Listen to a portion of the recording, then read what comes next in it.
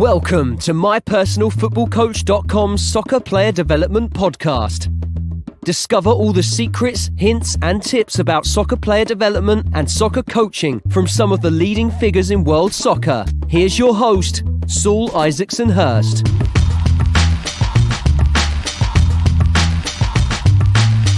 What's happening, guys? Welcome back to another show. Listen, I know it's been a while, but I'm back on it now. Just been really busy with my individual coaching. Been a busy year, but now I'm going to get back on the podcast, and the first one's going to be a nice one. So we're just reintroducing the coaching family special.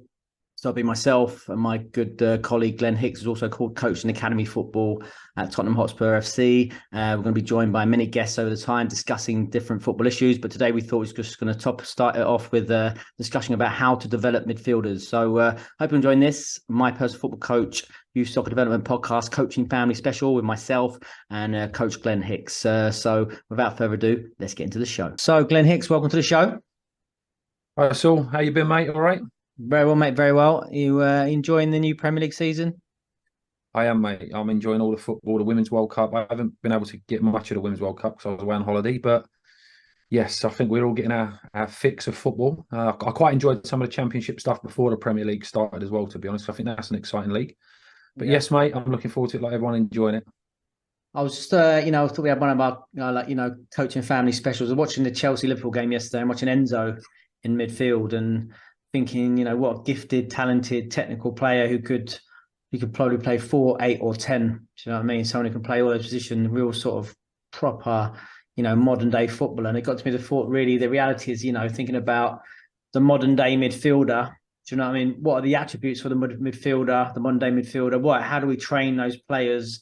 What are the, we're thinking about developing, Champions League players or just players for the highest level. What are the sort of things the players need? And is it reality now that, all players really need those technical assets? You can't just be that spoiler anymore. You need to have that quality on the ball and that, that vision, that ability to play. Really, that's what all players really that, you can play the 4, the 6. We call it 4, the 6, the 8 or the 10. What do you reckon? What's your thoughts?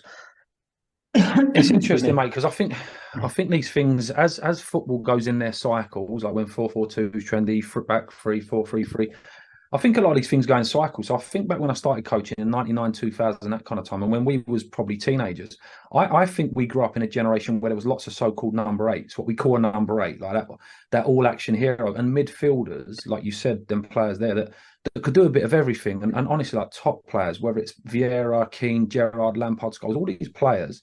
But then in Europe as well, I think we was lucky to watch the likes of Zidane, who, as much as he's an artist, he could do everything with the ball. He could do everything that demands of the game.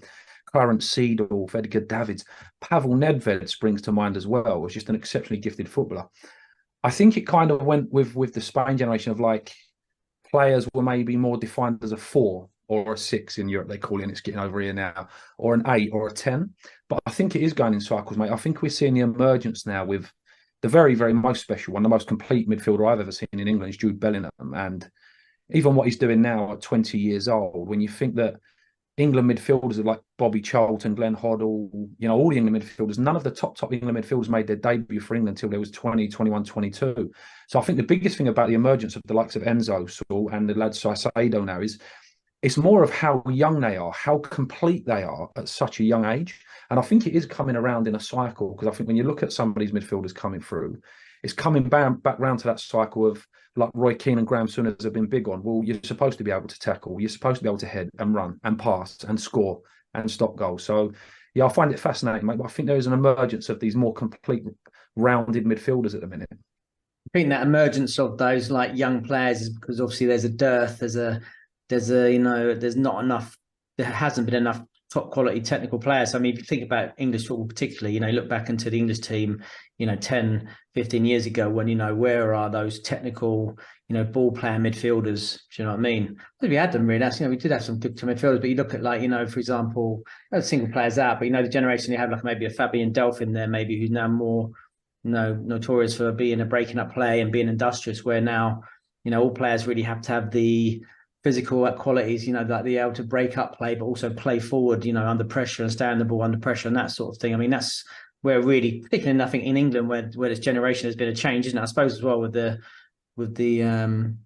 the prevalence now of playing out from the back. Do you know what I mean? So players, midfielders have to get on the ball and play through. Same as central defenders as well, really. The same as even goalies. You know what I mean? You have to have those good qualities on the ball. The game's changed so much. It's gone forward so much that top quality teams want to dominate possession, particularly in the midfield, middle of the park. So you need players who have those technical qualities, those technical assets who can be able to do that and dominate, right? Yeah, and it's really interesting when you look at what coaches have done with some individual players. Like I think the whole England, is it the 20s or 21s with what's his name? Who's the coach? Lee Carsley. Lee Carsley. Yeah, Lee Carsley. Yeah. I think he's doing a wonderful job. And what he's done with Angel Gomez in central midfield, and I know Manchester United have played him there as well. So he's not going to take all the credit, and he actually said that himself. Yeah. But the way that Angel Gomez has gone from when he won the World Cup, he was a young player. He was this flair, kind of tricky winger, little diminutive player, but he was in the centre of midfield, pulling the strings, and it's nice to see that as well. And Yves Bissouma was an interesting one. Watching his first game yesterday at Brighton, he was an all-action number 8, could do a bit of everything, could play 4, 8, 10. He looks like again that complete midfielder. Possibly last year he lost his way a bit in a more pragmatic approach under Conte, and he probably didn't bring out the best in him. When you look at him yesterday with his performance under Ange Postecoglou, and he's bringing out something different in him again. So I think a lot of the time, the environment and the approach from the coach is really, really key to what they squeeze out of the players. And you look at Declan Rice, Enzo, and Caicedo, you've got 3 midfielders there that have just all been bought for like 100 plus million pound. And I think teams know the value of that player as well. So I think every team in the Premier League is crying out for that player at the minute as well, that dominant box-to-box kind of all-round midfielder. Yeah, you made a couple of good points there. I mean, you talk about Lee Carsley and that Angel Gomez. I thought that was real, like a cultural change, a shift. Looking back even to the predecessor, Eddie Boothroyd, you can never imagine him really playing Angel Gomez, as a 4 or a 6. Do you know what I mean? In any really English team, if you think about any academy now, excuse me, in recruitment process, they're thinking about, is he big enough to play in midfield? He's got the physical assets. Where reality is that, you're technically good enough, quick enough with the ball, quick enough in your brain. Do you know what I mean? You can play around the pitch, like Modric, that sort of thing. So I think that's a really big, important cultural shift that shows, the foresight of Lee Carsley and what's going on at the FA. That's real top. But yeah, I agree with you in terms of, like, you mentioned those big players, those £100 million players, those, dominating Central Park, and Rice is another one, isn't he? Someone who can play as a 4, can play as an 8, has those qualities, can play that, he's so good on the ball. So the question is then, thinking about our training program, our young players, are at 7 or 8s, or 9s or 10s, 11s, how are we training these players? I was coming back down, I was talking to a player the other day, Sims, in terms of 1v1 domination, you've got to be able to obviously, play forward, can you travel forward with the ball, and obviously can you break lines maybe with, by running forward as well. So they're all those assets really. And I was working with, remember when I was at Arsenal, when I did that, when I was working with the 18s and 23s, I worked with one player there who's played like centre mid, and I was setting up a technical practice with the forward players, and just like a shooting finishing practice, where everyone's like working, in their position. I said to him, I want you to drive forward with the ball. So he goes, no, I don't do that. And my thing is that I pass the ball. I said, well, why not? Do you know what I mean? And I thought, like, why are you limiting yourself there? If you're playing a 4 and a 6 and you can't break lines with the ball, and I'm not talking about going on an amazing, 25-yard run, but it's simple like breaking the first line with the ball. You don't want to do that. I think you're massive limitations. And I say that all players as well. I'm lucky to work individually with like a lot of these top players. I say if you haven't got one of these key attributes, why are you not working on it? Do you know what I mean? Why are you not working on these key skills to say, I'm great at breaking a play, I can spread it about, but when the ball on my feet, I struggle to really break that line. I remember as well when it's working at Tottenham, Ricardo Moniz used to always say when at time he was working with Michael Carrick, and I remember him saying actually, he's been talking to Michael Carrick about, if he wants to play for England and really kick on, he's got to be better at getting closer to the penalty box with the ball and breaking lines and doing that. And it's just whether I suppose that's we're talking about a different conversation here. We're talking about players at the top end, but still, having such a big scope to improve their game and develop things and, become better players and add those key assets to the game. But, I suppose to keep, reverting back to my original point, thinking about our young players, our technical players, what sort of things we're doing, what sort of practice design where we're trying to give all these players all these qualities like, your Jude Bellingham that can go and play a 4, 8 or 10. Yeah, absolutely. And that whole break in the line, because it's like when you win the 1v1 battle in midfield and you break that line, you've got an extreme advantage, because when you've got an overload in the middle of the pitch or in central areas, it opens up everything. It really does, because then when you commit one of the defenders to jump, you've just got a massive advantage. So, and again, how you do it, there's different ways of doing it. And I think that's where we've got to be skillful to coach as well, Saul, because if you look at Thiago traditionally, I mean, he's lost his way a little bit at Liverpool through injuries and whatever else. But, his way of dominating 1v1 and breaking that first line would be actually to go and receive the ball with his back to the player and allow that. It's almost like, I call it setting the attacking trap. So he allows the player to jump on his back, because we all know that that's a conditioned trigger for defenders. When he's close, go jump on him, go press the ball, and he would wait for it and he'd spin. He'd break it that way. But when you think about the ones I was talking about before, Davids, I think of all them explosive players from the 90s, early 2000s, where Vieira, he would just push the ball past you and run you over. Roy Keane even had a lovely turn of pace. When the line opened up, a gap opened up, Roy Keane would burst through it and break a line. Then maybe play a simple pass into a York or a Sheringham, but he'd break the line. David, Seedorf, all of them guys were quite explosive. And Busquets does it in different ways. He might do it with a clever first touch and more manipulation of the ball. But I think the key concept is, like you said, when you asked that kid, why don't you do it? You've got to have a way to break the line. It can't just be passing the ball. I think, especially the higher up you want to go, I think Jude Bellingham can run people over. He can beat them with skill.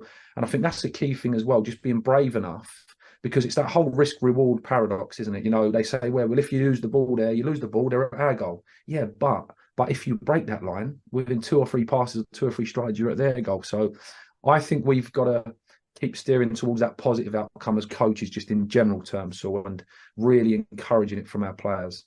Yeah, I mean, you talk about Thiago, innit? I mean, his ability to break lines. He, like I say, sucks players into back of him, and same as you're talking about, Enzo can spin, break the line with his first touch, getting beyond, but also he can drive with the ball. He's not quickly, a rapid, quick player. He understands how to draw pressure, little movement, nice little step over to create space, and even that simple breaking the line doesn't mean he's going to get beyond it massively. It gives them space to get the pass off. Do you know what I mean? He's sucking pressure and breaking it, and then maybe sucking someone in.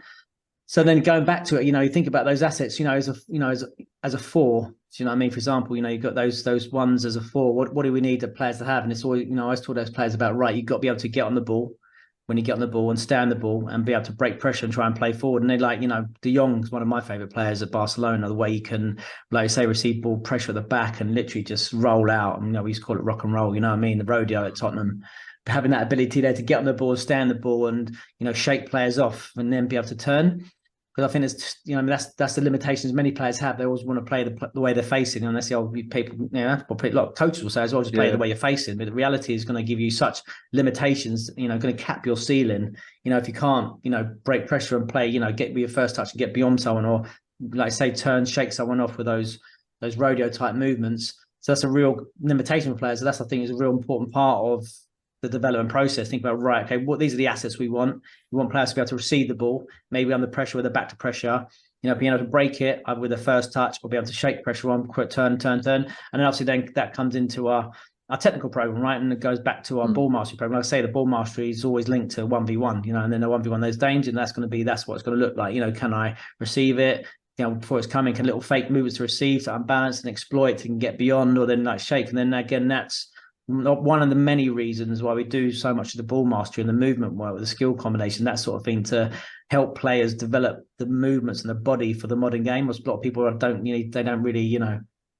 they don't really appreciate, they maybe think it's, they're just doing this, they're doing loads of step-overs or steps, Ronaldo's, whatever. It's about supporting players with that technique, but also the body, right? The body, be able to shake players off and do that. Because if you can't do it, it's going to be difficult. If you get to like 14, 15, 16 and you're very stiff, you haven't got those movements, you have flexibility in your hips and be able to step and have the ability and the agility on both sides to turn, it's going to be very difficult to develop that. Not impossible, it's very difficult. Whereas if you coaching the youngest players, 7, 8, 9s, tend to do that, have those abilities to, like we say, rock and roll and shake and, shake players off and turn with both sides, and importantly, use both feet and shield with both feet and be able to turn the safe side on both sides and protect the ball and roll out. Wow. I mean, you're talking about, the potential is like limitless really in terms of what they can do. And I think that's one of the things to think about why we're doing those things, in terms of that position specific stuff. Really important.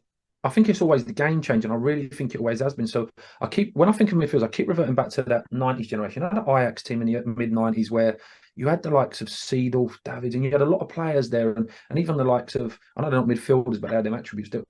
Because of that whole panel 1v1 stuff, took off. They all had skill as well. Seedorf was an incredibly powerful guy, but he could play 3v3 in the cages or 1v1, and he'd have a go with anyone, like with Mark Overmars or whoever. Do you know what I mean? Because we should still be obsessed with technique, two-footedness, two-sidedness, the ability to just beat a player with a first touch, the ability to beat a player with disguise, all the stuff that you just said. I think we've got to keep developing their tools, whatever they end up being anyway, because it's fascinating to hear.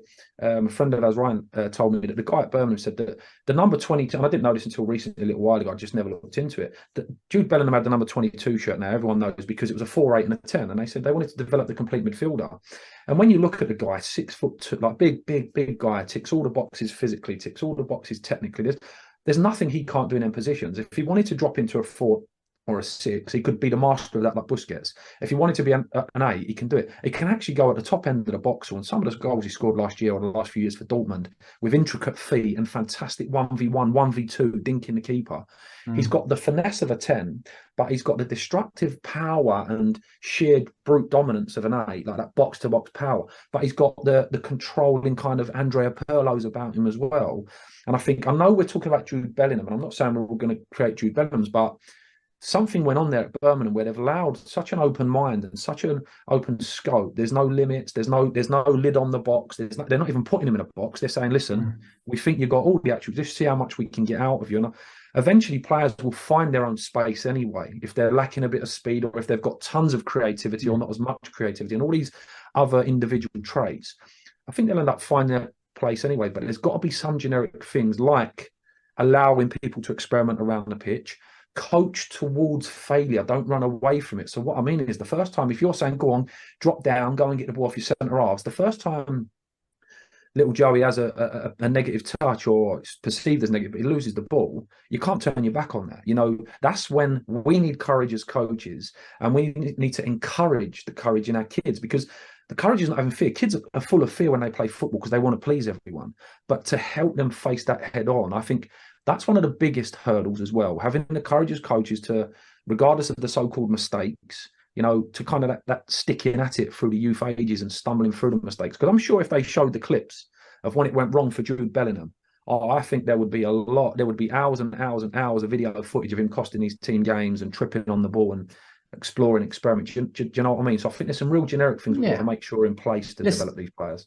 I think also it's a question of nature and nurture as well. I mean, and that's my one of my big concerns or worries about. I think the system is set up where some players naturally evolve and develop these assets, and they think, oh wow, naturally gifted like that, and some players don't, and the players who don't are actually, well, there you go, that's tough luck. Do you know what I mean? Whereas actually, reality is we need to support all players to have these assets, particularly in those positions, but in any positions really. We talk about Spurs really, like, we've developed all players as midfielders, attacking midfielders. Do you know what I mean? Then they go in as a striker or they go as a fullback. But everyone has those midfield qualities. They're really good on the ball. They can turn, they can cap out, they can drive, they can break lines with the ball, without ball, they can spray it forward. And then maybe they play centre back or they play right back or they're playing centre mid. But all the players really at the highest level in the modern game need those midfielder assets to be technically really good on the ball, under pressure, be able to receive it and break the lines, and then they go and play those other areas. Then I feel there's a big thing now, onus about, players go and do it, they support, they're encouraged. Encouraged is not enough. Do you know what I mean? It's not enough. We've got to take control and power. It's okay, like, Romeo Jozak, ex Dynamo Zagreb head of Croatian, he said the same thing. He goes, you have these programs for that reason. Your outliers are going to be your outliers. And I think they will come through, develop your system. You Jude Bellingham obviously been helped by Birmingham, got great program, right? Some of the guys have been on the show, lots of great technical work, great environment, work really hard. These outliers are going to come through, right? But the programs there as well for the players who need that extra help. So I could say, okay, this guy, maybe he's got the asset, maybe he's got the potential. He's really good, powerful runner, stuff like that, but maybe not too good on the ball. Well, let's develop his good on the ball. Let's develop his quality so he can turn and speed and do that. So all your players have that. And that's what I can get my head around, is that, why we're not being more aggressive and proactive, saying, no, hang on, our players in the system at 8, why are they not 2-footed or proficient on both feet when they come out of this foundation phase? No excuse. Totally agree. They can play off both sides. They can turn on both sides. I remember watching, I went to the Chelsea Southampton game last year. I was watching Noni play, and then I remember watching his play, and I watched Lavia, and I'd never seen him before. And I thought, wow, who's this kid? His top, he was cutting out outside cuts, and it really, wow, really stood out to me. But those, you can look right at the game at the highest level, right, and you can see, right, what are the assets all these top players have. You look at that, they know they can break pressure, they can cut, save side, they can move forward, protect the ball under pressure, at ease, and say, right, okay, then let's support our players. And some players will have it, some players don't. But why don't we say, right, this is what we need all our midfielders to have? So you say, revert back to that boy at Arsenal, say, yeah, he likes, he's comfortable on the ball. Well, no, let's make him uncomfortable on the ball. Do you know what I mean? Let's get him to drive forward the ball, let him to break lines. I want you to break lines without the ball, make loads of forward runs, play the 10. Do you know what I mean? That sort of thing. So I think I think we've got to be a bit more braver and I think a bit more interventionist, if you like. Do you know what I mean? While still supporting players to develop and learn and evolve naturally like players do, but saying, okay, right, look at that. He's like a 10-year-old. Okay, I'm not really happy in terms of his weak side movement. His life, he's look at how he turns on his left side. It's not strong. And then really focus on that. Do you know what I mean? Like you say, like, right, really focusing on technical proficiency to really hone in and say, right, we want all our players to have that. I think we can just do that better as a culture. I think, and I'm seeing work in academies and stuff with players who come to me and say, right, we're doing very little of this work. I mean, we need to support players and give those, game environments. But if you're not giving them that technical work, then you just saying, okay, well, go good luck, son. Hope you develop that. If you don't, then that's it, mate. Yeah, definitely. And there's a bit of a brain thing here as well. So when you think about the best midfielders, like let's say pick Gerrard, like he's the most stereotypical number 8. I think he's probably the most.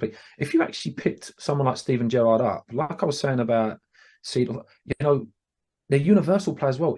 You could put Steven Gerrard at centre back, and he would be outstanding at Premier League level. I think he's got such pace and power that he could play right back. He could play.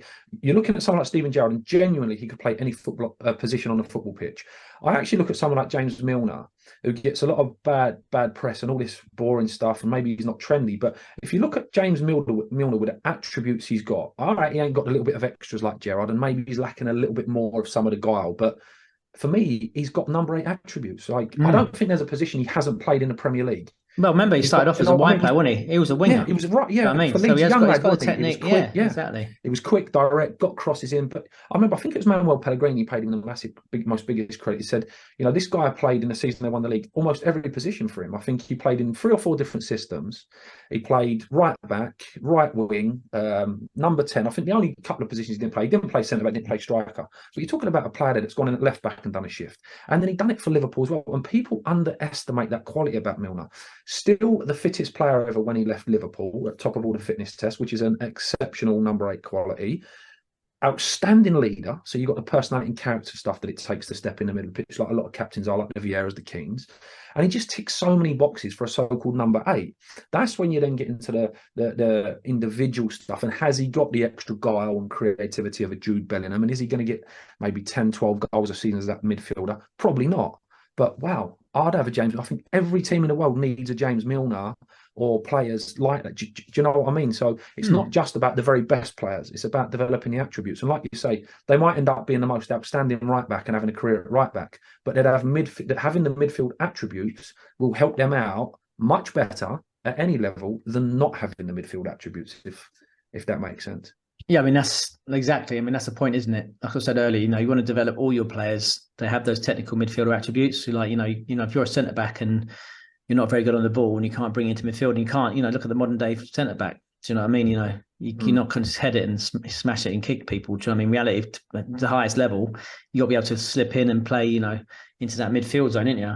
But think about you're talking about the 8th then there, think about the 8th then, those qualities, like say, that robustness and, box to box, this physical nature. But if you look at it now, it's interesting, isn't it? Because the game's changed so much. You look at Man City, now people say they play with 2 8s, so they think they play with 2 10s. Playing with Silva and De Bruyne, do you know what I mean? Who are 2 10s, technical players, but they're just, they work the socks off the way the team's structured. Obviously, they work off the ball there, but they're playing really, with 2 players who are excellent, in terms of, receiving the ball under pressure in those little pockets, getting it, turning, playing forward, dribbling forward with the ball. They're 2 of the best players in the world for me. So the nature of the midfield has changed, isn't it? In terms of that 8 and 10 role, you need almost to have the ability, like I say, to run box to box and have that ability to defend, understand it, but also like the technical qualities of a 10, especially when you're on the ball, and be able to play forward and break lines, whether you're with the ball or you're making those forward runs. Yeah, definitely. But it's interesting with coaches like Arteta. One of the most fascinating things, there's been some fantastic commentary from top players that have gone for £100 million, and top coaches like De Zerbi recently. When you think about the coaches like Guardiola, and that clip of him is doing the trends at the minute where he's saying, I give you permission to make mistakes. And he's actually being aggressive. Like you said, he's being demanding of his players, saying, no. He said, He's more or less saying, I give you permission to make mistakes, but I don't allow you to not want the ball and all the stuff we're talking about. And then you hear the Zabi come out the other day and he says, when my players make a mistake, when it's something that I've asked them to do, I move towards them more, I hug them more, I praise them more, I have their back more. And then I heard Declan Rice when he came out the other day after one day of working with Arteta, and when he says, wow, you think you know football, and then I've spent one day with this guy and like I'm thinking in a completely different way. So I think it's going to be fascinating. Yes, he's a £100 million player, but I look at it and I think, you look at what Xhaka done last year, or what Arteta got out of Xhaka in terms of becoming this more adventurous, because his career was nearly done a couple of years ago, in terms of being at Arsenal. Yeah. And I think it's fascinating what you talk about interventions. The interventions from Arteta there with Xhaka, I thought it was fascinating. I would have loved to have been able to hear what went on and see what went on. But to get him scoring goals how he did, he looked like just a more all-rounded technical player. He was adventurous. He was chipping in with 8 to 10 goals. I just think he looked like a different player.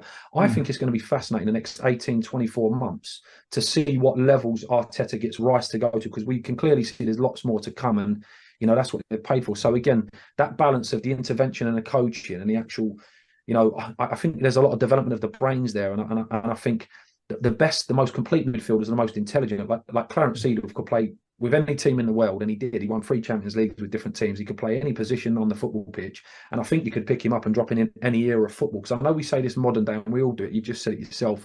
But the very best ones, you can drop him in any era, couldn't you? You could put Clarence Seedorf in the 1930s, and he'd figure it out on the farm of a pitch, or you could put him in 20 years' time, and I think the stuff that he was doing will still be relevant, just as relevant them as well. Do you know well, you summed up, didn't he? He was a complete midfielder. He could do everything. He was then there was, he could play 4, 8 or 10. Do you know what I mean? He was so good. Yeah. It's world-class players really, and they could, like you said, he can play anywhere on the pitch. Just thinking about that then, I mean, you made the point there. Obviously I'm, obsessed with technique and technical assets, but I mean, you talked about that, the leadership qualities, I suppose the psychological, we talked about the physical issues a bit, but I mean, but what about like the psychological elements, and like you talk about leaders and stuff like that. I mean, how important is that, and how you're trying to create that and implement that in your program when you're working players individually or with the group? I mean, what does that look like? I think the first few words that come to mind when I think of leadership with anyone is selflessness and like putting the team first. And listen, I'm a bit biased. I grew up a Man United fan, and I'm a huge Roy Keane. Like Roy Keane's a hero of mine in terms of. And there was a little moment, wasn't there? What if you wanted to see what the epitome of a captain is? Just watch when Roy Keane gets a yellow card against Juventus, and they're away in Turin. And by the way, against one of the best Juventus teams of the last 20 or 30 years, they're 2-0 down. Roy Keane and Paul Scholes get yellow carded. They both know they're out of the semi-final. Roy Keane does no more than pulls the captain armband up a little bit higher. I know it's a cliche, but roll your socks up, sleeves up. And then who scores the first goal from the header? Roy Keane. Cross comes in. Keane flicks it in the goal. Come on, let's go. Is he a little bit bitter about not being in the Champions League final? Yeah, I think he's got that attitude of I probably didn't deserve it. I didn't play in the final. But regardless to him being sacrificed, he didn't cry. And this is not a disrespect to Paul Gascoigne, by the way, but like when Gazza had a breakdown, it was like, no, this is going to get the best out of me. I'm going to step up. And I think a lot of that is natural, but I really do think it can be developed. So, and I think we need to keep posing them challenges to kids and questioning them. And a lot of it comes down to like selfishness or selflessness, and are you doing this for the team? Because yes, we want individuals, but it always has to be brought back to the team. And okay, Joey, you got to go right back. Well, I don't want it. Yeah, but listen, we've got lots of injuries. It's your turn to go. We need you to help us out. Or goalie gets injured. No one wants to put a pair of gloves on, really, or not a lot of people. Do you know what I mean? And I think there are some character traits there that I think we should be modelling on the players. Model it on Messi, model it on Roy Keane. Do you know what I mean? But it's like nature and nurture. I mean, you look 2 examples there, Messi and Roy Keane, 2 very different sort of leaders, didn't they? Messi does it with how he plays, and Roy Keane, just the ultimate, general in midfield, if you like. But then that's the question, isn't it? Like like I say, nature and nurture. How much of this can we develop? Do you know what I mean? I suppose look at say look at the captains, they look a lot different. Do you know what I mean? I remember one of my first sessions I saw at Tottenham in the academy many years ago, and Ricardo was doing a session with these boys, and I can't remember if it was 12s, 13s, whatever. But all I can first remember was like how much these boys spoke. Come on, yeah, well done, good effort. Like we were doing technical session, or giving geeing each other up, talking to each other, everyone. I think that was the culture. I was like, wow, this is mental. I've never seen kids like this. Do you know what I mean? It's obviously a thing, isn't it? So it's obviously a cultural thing. You've got to get into players. Say, look, come on, we got to talk. I remember I was actually, when I was working in Asia, so one of the first things I've noticed was like how quiet the games and sessions were. Kids just didn't talk, personality wise, culturally. Do you know what I mean? Where maybe that wasn't something they had, and you really had to try and coax it out and demand. You know what I mean? It's still pretty, it's really, really challenging because as a culture, they just didn't have that naturally. Do you know what I mean? It's really interesting. So I suppose the lesson is that, it's like say, so we're constantly having those messages, those challenges to try and develop those assets. So we're talking, the players are talking, and then I suppose in putting them under conditions, squeezing them a bit, putting them in challenging positions where they, they're failing and then seeing how they're responding and trying to build up resilience, going to tournaments, where you're going to get turned over and, hiding because you didn't maybe take the strongest team and challenging players that way. Yeah, absolutely. And again, I think we've got to almost be willing to move them towards discomfort and the stuff where they go, no, I don't want it. Because let's be honest, not all of us wanted to step on a stage and speak in front of people. And sometimes it can be daunting and sometimes it can actually be really regressive as well. Because if you put a kid and they clam up, like they might go into their shell even more. So that's obviously just about knowing your players. But it is a skill that I think, it's interesting you said that about. I actually think some of our English sessions, if you go and you look, it's a lot quieter as well. Because I think there's less talking. I think kids are practicing talking less. Their communication is through a phone, head down, texting. Do you know what I mean? And so I actually think as a skill, they're doing it much less anyway. So even nowadays, if you get one or two lads that show a bit of leadership, it ain't just about being a big mouth and shouting. It's not about the loudest one, but it's just having an opinion sometimes. And so even when you ask questions, so has anyone got an opinion? It's so refreshing when all the kids throw opinions at you and you almost go, okay, one at a time. Because sometimes there's this little bit of fear of, oh, am I going to say the right thing? Don't worry about the right thing. Say what you believe in. Let's say what you believe in and we can work from there. Do you know what I mean? Give your opinion. And again, I think that comes from us cultivating and really developing that environment. I find it personally quite a big challenge because I think it's something that's changed socially since the phones the last 10, 15 years. Do you know what it's like? All of us live in our phones a bit too much, but especially young children that have, had a phone since they were 11, 12. By the time they get to 14, 15, they're right. And even conversations in the change room, Saul. It's interesting. Sometimes you go to change rooms and they're on their phones. It's like, fellas, you can talk to each other, put your phones down. And if you want to know, the one thing you've all got in common in the room is football. Let's just talk football if you want to talk and, talk about the game ahead of you. But yeah, I think that's a big challenge. I know you said about in Asia, but I think it's quite a big challenge for all of us really with young kids. And it's so refreshing when you see someone that's very self-assured and got good self-efficacy and can express their self verbally as well, like confidently. Do you know what I mean? Right, so then thinking as a player. Yeah, I mean, so think about wrapping up now, summarising. I'd say, like, what would be the main takeaways? You're thinking about coaching. You're talking about young coaches who want to think about that, thinking about along the line, or young academy coaches, or anyone who thinks, right, I want to develop players with those qualities to play 4, 8, 10. Those players who can play all those positions. What would you think are the main sort of messages you'd give to coaches in that respect? Don't be in a rush to pigeonhole players and put players in boxes. So, like we were saying about limitations, don't set ceilings, don't ring fence things. Allow talent to flourish and be brave enough to allow it to experiment, even if it's a dreadful experiment and it goes all wrong. And you persist, and you know what? Maybe that's a bit too much. I think you've got to have that environment where they're allowed to actually explore. And look at them. I know this whole word holistic or whatever, but you have to really look at the player holistically. What do they bring physically? Okay, can we squeeze a bit more out? Like you said, what do they bring personality-wise? Can we? Oh, it's showing signs of leadership. Go with that. Let's stoke that up a bit. Practically, have they got a left and a right foot? Wow, yeah. Do you know what? This kid's showing willing to get his left foot. So let's stick at that for 6 months, and then we'll have a 2-footed midfielder. So just keep looking at physically, psychologically, on a personal level, and then on the whole technical, tactical, and how much can you squeeze out of them? Like, stop setting players limits, because I think when we're talking about the most complete, rounded central midfielders, a lot of them don't have many limits, and they don't seem to set themselves limits either as well. And like you said, mate, leadership is always a good one. I think there's many a great number 8s and midfielders in the heart of the team that have fantastic leadership quality. So let them share the armband. Have a thing in your team where they all get a go with the armband, and let them know that actually the armband's just a symbol. It's about leadership, and you can all show leadership, really, and lead yourselves. So yeah, and number one, so as we always say, technique, mate. You still got to be, regardless of what, you've got to be obsessed with making technically more proficient players.